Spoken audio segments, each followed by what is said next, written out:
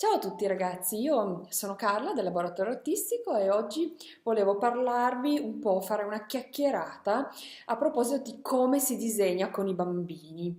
Io organizzo laboratori, faccio corsi di disegno, laboratori nelle scuole, lavoro con i bambini e a volte anche con le insegnanti. Quindi se siete insegnanti oppure genitori che vogliono disegnare con i bambini, questo video è per voi. Allora, come prima cosa, quello che io vi consiglio quando volete insegnare il disegno, l'arte ai bambini è quella di proporre al bimbo un suggerimento di partenza. Per esempio, disegniamo gli animali o gli alberi o le case o quello che volete. Il suggerimento di partenza dovrebbe essere un suggerimento, cioè nel senso che io in genere cosa faccio? Parto da un tema che può essere per esempio gli animali, nella fattispecie, che ne so, il coniglietto di Pasqua per esempio, visto che tra un po' siamo in tema. Allora, io propongo un modo di disegnare quel soggetto. Non è obbligatorio che i bambini seguano precisamente quello che io gli dico o quello che io faccio. È obbligatorio che stiano a sentire e che si facciano ispirare da quello che io gli dico e da quello che, soprattutto da quello che io gli mostro. L'inizio dell'attività artistica deve essere sempre l'osservazione.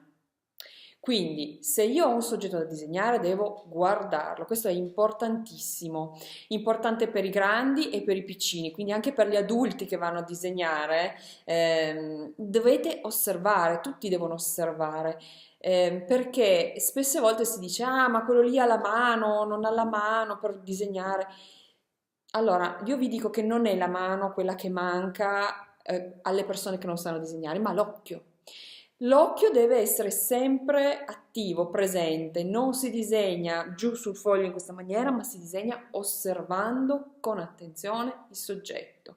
Quindi, primo passo, nella lezione di disegno o nel momento ludico del disegnare con il bambino, si propone un soggetto da osservare. Io vi consiglio di non dare il foglio prima di aver fatto osservare l'oggetto, il soggetto. Può essere un soggetto reale o potrebbe anche essere una foto, un disegno, quello che volete.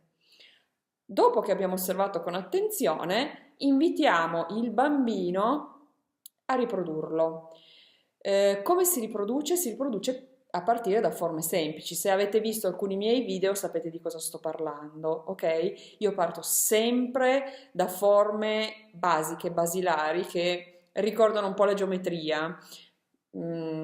Cerchi, quadrati, triangoli, righe, ovali, cose del genere. Dalla forma semplice, disegnata con la matita, possibilmente non troppo carcata, noi tiriamo fuori un soggetto che poi andrà a essere rifinito aggiungendo i particolari, i dettagli e per ultimo i colori. È importante che si segua questo iter, questi passaggi sono importanti in questo ordine, cioè prima l'osservazione, poi le forme principali, poi i dettagli e poi il colore. Se io non seguo questo ordine delle cose, ma incomincio senza guardare il soggetto, incomincio dai dettagli, per esempio, se sto facendo un ritratto e comincio dall'occhio con le sopracciglia, con le ciglia, con i pallini nell'occhio del riflesso fantastico che mi è venuta voglia di fare, mi sto complicando la vita perché sarà poi molto difficile disegnare il secondo occhio uguale al primo, il naso proporzionato con il resto e poi non potrò più, se addirittura comincio a colorare prima di aver finito il disegno, non potrò più fare delle correzioni, non potrò più migliorare quello che ho cominciato a fare. Quindi seguire questo andamento nelle cose è abbastanza importante. Un altro consiglio che vi do quando disegnate con i bambini, se riuscite, se siete in grado di fargli vedere come si fanno le forme, le linee, specialmente se state disegnando con un bambino molto piccolo. Io vi consiglio non tanto di correggerlo, oppure di aiutarlo facendo parte del disegno, a meno che il bambino non abbia chiaramente dei problemi di manualità o sia veramente molto piccolo, però di solito la soluzione migliore è prendere due fogli e disegnare sul foglio di fianco una riga per volta in modo che il bambino possa copiare piano piano facilmente quello che voi state facendo. Un'altra cosa molto interessante da fare è guidare il bambino nella composizione di ciò che viene fatto sul foglio.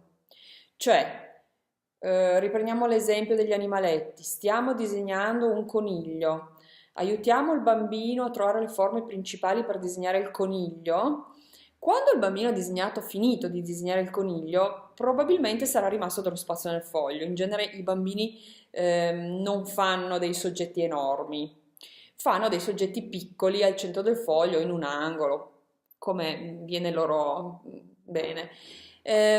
Quando abbiamo terminato il soggetto, proviamo a chiedere al bambino, ma c'è dello spazio nel foglio? Cosa vogliamo fare di fianco al nostro coniglietto? Dove siamo? Siamo nel bosco, c'è uno scoiattolo, c'è un albero, c'è un bambino che gioca col coniglio.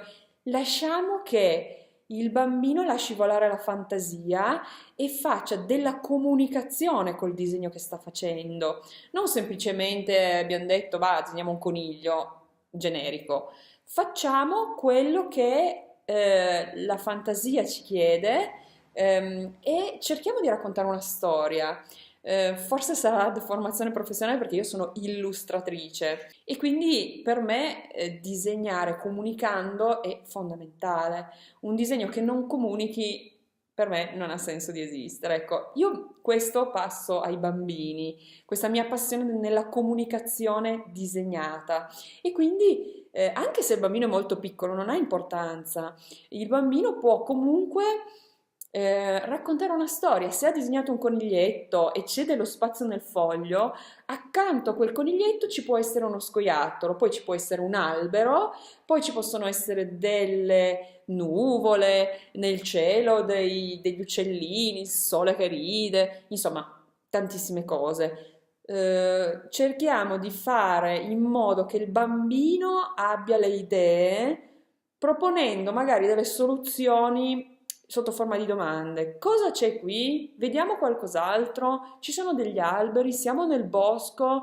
Oppure preferisci, non lo so, che il coniglietto sia, non lo so, nella fattoria? Però seguiamo quello che il bambino poi vuole esprimere, deve essere lui a decidere, non noi. Noi diamo degli spunti che possono essere utili, però deve essere un dialogo in cui l'interlocutore principale è il bambino, perché è lui che deve esprimersi con il disegno, non siamo noi in questo momento che dobbiamo esprimerci. Noi siamo qui per dare un supporto manuale visivo al bambino che magari avrebbe un'idea e ha difficoltà ad esprimerla.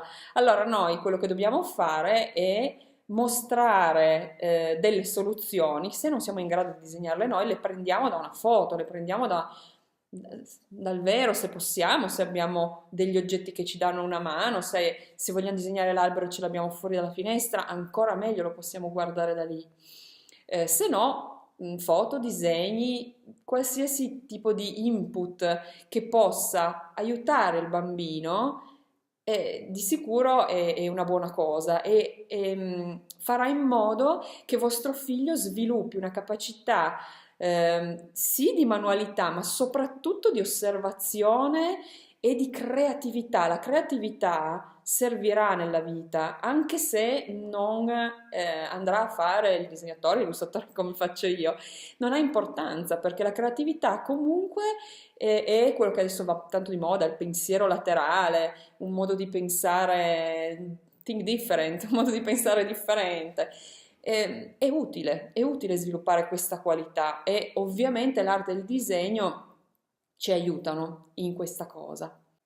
Spero che il video vi sia piaciuto, io vi saluto, potete mettere un like, lasciarmi i vostri commenti e iscrivervi al canale. Ciao a tutti da Carla, dal Laboratorio Artistico. Ciao ciao!